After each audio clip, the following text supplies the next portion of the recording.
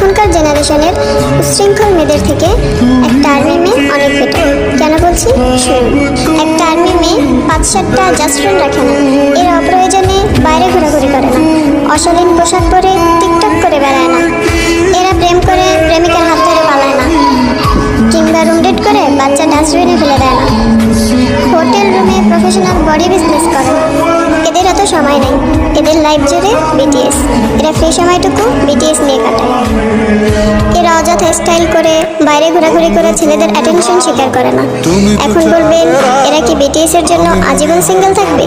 জি না, সময় হলে পরিবারের পছন্দে ঠিকই বিয়ে করে নেবে, সেই চিন্তা আপনাদের করতে হবে না। আর বিয়ের পরে ঠিকঠাকভাবে সংসারটাও গুছিয়ে করতে পারবে। সো প্লিজ, কাউকে ভালো না বাসতে পারলে অন্তত ঘৃণা বা অযৌক্তিক কথা বলবেন না।